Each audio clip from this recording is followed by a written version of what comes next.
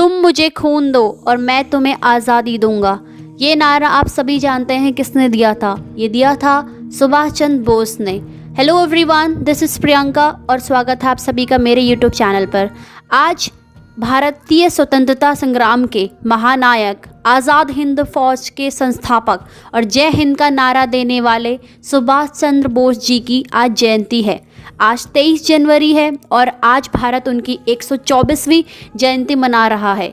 अपनी विशिष्टता तथा अपने व्यक्तित्व एवं उपलब्धियों की वजह से सुभाष चंद्र बोस भारत के इतिहास में एक महत्वपूर्ण स्थान रखते हैं।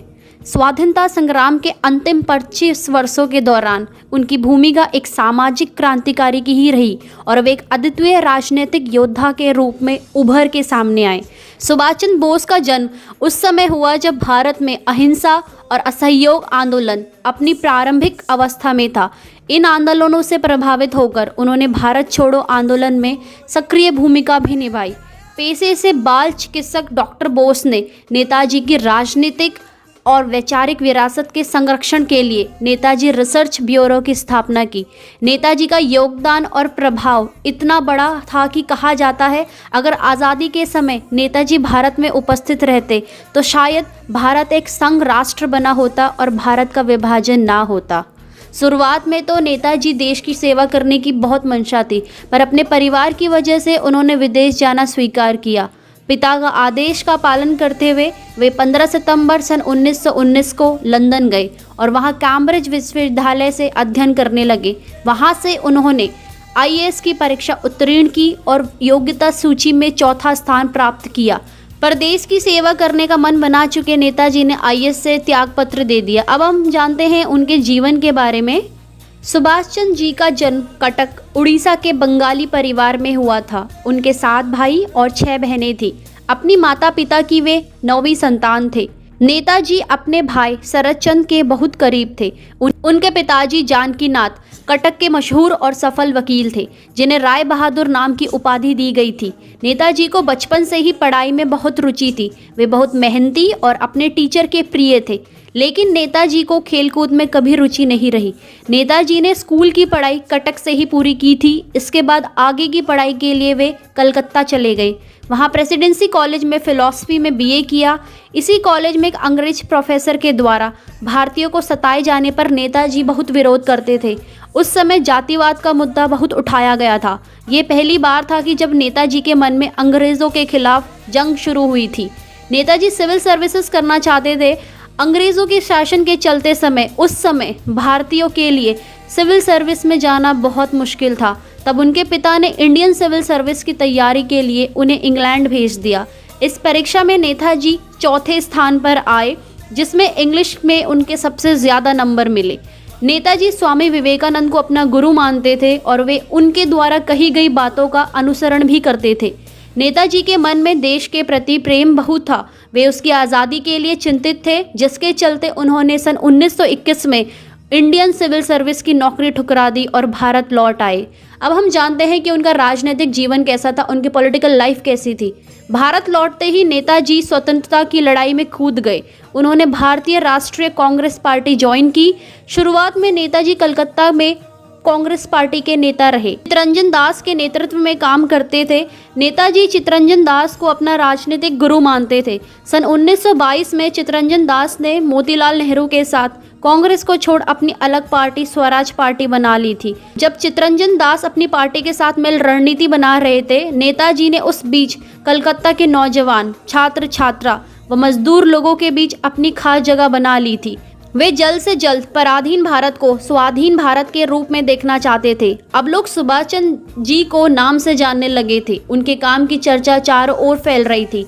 नेताजी एक नौजवान सोच लेकर आए थे, जिससे वो यूथ लीडर के रूप में काफ़ी चर्चित हो रहे थे। सन 1928 में गुवाहाटी में कांग्रेस की एक बैठक के दौरान नए व पुराने मेंबर्स के बीच बातों को लेकर कुछ मतभेद उत्पन्न हुआ। नए युवा नेता किसी भी नियम पर नहीं चलना चाहते थे, वे स्वयं के हिसाब से चलना चाहते थे, लेकिन पुराने नेता ब्रिटिश सरकार के बनाए नियमों के साथ आगे बढ़ना चाहते थे। सुभाष चंद्र और गांधी जी के विचार बिल्कुल अलग थे। नेताजी गांधी जी की अहिंसावादी विचारधारा से सहमत नहीं थे। उनकी सोच नौजवान वाली थी, जो हिंसा में विश्वास रखते थे। दोनों की विचारधारा अलग थी, लेकिन मकसद एक था। दोनों ही भारत की आज़ादी जल्द से जल्द चाहते थे। सन 1939 में नेताजी राष्ट्रीय कांग्रेस के अध्यक्ष के पद के लिए खड़े हुए। इसके खिलाफ गांधी जी ने पट्टाभी सितारमई को खड़ा किया था, जिसे नेताजी ने हरा दिया था। गांधी जी को ये अपनी हार लगी थी, जिससे वह काफी दुखी भी हुए थे। विचारों का मेल ना होने की वजह से नेताजी लोगों की नज़र में गांधी विरोधी होते जा रहे थे, जिसके बाद उन्होंने खुद कांग्रेस छोड़ दी थी। सन 1939 में द्वितीय विश्व युद्ध चल रहा था। तब नेताजी ने वहां अपना रुख लिया, जिससे वे पूरी दुनिया में मदद लेना चाहते थे, ताकि अंग्रेज़ों को ऊपर से दबाव पड़े और वे भारत छोड़कर चले जाए। इस बात का उन्हें बहुत अच्छा असर देखने को मिला, जिसके बाद ब्रिटिश सरकार ने उन्हें जेल में डाल दिया। जेल में लगभग 2 हफ्तों तक उन्होंने ना खाया ना पानी पिया। उनकी बिगड़ती हालत को देख देश में नौजवान उग्र होने लगे और उनकी रिहाई की मांग करने लगे। तब सरकार ने उन्हें कलकत्ता में नजरबंद कर रखा था। उस दौरान सन 1941 में नेताजी ने अपने भतीजे शिशिर की मदद से वहां से भाग निकले।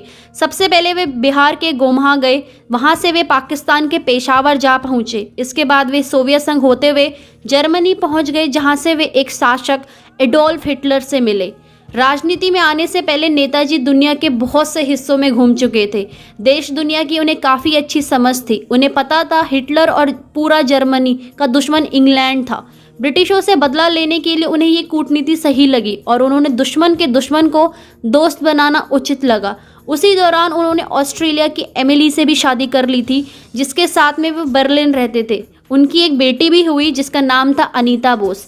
सन 1943 में नेताजी ने जर्मनी छोड़ साउथ ईस्ट एशिया मतलब जापान जा पहुंचे। यहाँ वे मोहन सिंह से मिले, जो उस समय आज़ाद हिंद फौज के मुख्य थे। नेताजी मोहन सिंह व रास बिहारी बोस के साथ मिलकर आज़ाद हिंद फौज का पुनर्गठन किया। इसके साथ ही नेताजी आज़ाद हिंद सरकार पार्टी भी बनाई। सन 1944 में नेताजी ने अपनी आज़ाद हिंद फौज को तुम मुझे खून दो मैं तुम्हें आज़ादी दूंगा का नारा दिया, जो देश भर में नई क्रांति लेकर आया। बचपन में हुआ दया से साक्षात्कार। ये कहानी उनके जीवन की काफ़ी ज़्यादा प्रेरणादायक भी है और इनसे काफ़ी चीज़ें भी सीखने को मिलती है। यह प्रसंग सुभाष चंद्र बोस के बचपन के दिनों का है। एक बार सुभाष की माँ प्रभावती देवी उनके अध्ययन कक्ष में आई तो वो कमरे में नहीं थे। उन्होंने देखा कि चींटियों की लंबी कतार सुभाष की मेज से किताबों की अलमारी की ओर जा रही है। उन्होंने फर्श और अलमारी के चारों तरफ ध्यान से देखा। उन्होंने सोचा कि हो सकता है कि अलमारी में कोई कीट मर गया होगा। इस अनुमान से जब उन्होंने अलमारी खोल के किताबें उलट पुलट की, तब उन्होंने देखा कि पुस्तकों के पीछे 2 मीठी रोटियां हैं। चींटियां रोटियों के कण कण तोड़कर ले जा रही थी। माँ को समझते देर न लगी कि अवश्य ही रोटियां उनके बेटे ने किसी खास कारण के से रखी होंगी। तभी वहाँ सुभाष आ गए। माँ ने कहा, बेटा अलमारी में रोटियां क्यों रखी थी? सुभाष ने कहा, माँ आपने वो क्या रोटियां फेंक दी? आपने ठीक ही किया। दरअसल बात यह है कि मैं रोज़ अपने खाने से 2 रोटियां बचाकर एक बूढ़ी भिखारिन को दिया करता था। वह मेरे स्कूल के रास्ते में खड़ी होती थी, लेकिन कल जब मैं रोटियां देने गया तो वह अपनी जगह पर नहीं थी। इसलिए उसके हिस्से की रोटियां मैंने यहाँ रख दी ताकि किसी फिर और समय में उनको दे आऊँगा। मैं अभी वहाँ गया तो पता चला कि उनका स्वर्गवास हो गया है। सुभाष चंद्र बोस की माँ उन्हें एकटक देखने लगी। इस तरह सुभाष चंद्र बोस का यह दया भाव जीवन भर लोगों के प्रति बना रहा। 1945 में जापान जाते समय नेताजी का विमान ताइवान में क्रैश हो गया, लेकिन उनकी बॉडी नहीं मिली थी। कुछ समय बाद उन्हें मृत घोषित कर दिया गया था। भारत सरकार ने इस दुर्घटना पर बहुत सी जांच कमेटियां भी बैठाई, लेकिन आज भी इसी बात की पुष्टि आज तक नहीं हुई है। मई सन 1956 में शाहनवाज कमेटी जी ने तो मौत की गुत्थी सुलझाने जापान भी गई, लेकिन ताइवान में उन्हें कोई खास राजनीतिक निष्ठा ना होने के कारण सरकार ने उनकी कोई मदद नहीं की।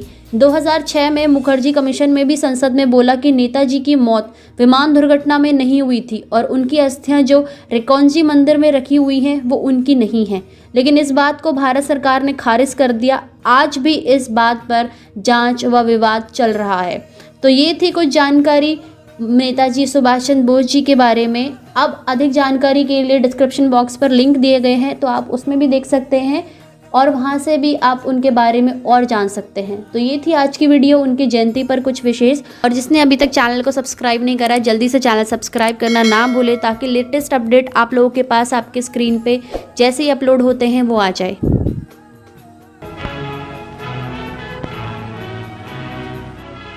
1月7日、自由インド仮政府主犯、スダス・チャンドラ・ボース氏は空路ビルマに到着。日本と共にアジア解放の戦いに駒を進めるバーモー、ボースの両巨頭、故最前線ビルマに相対して、今や戦局の切り替え、必勝攻勢の時至る。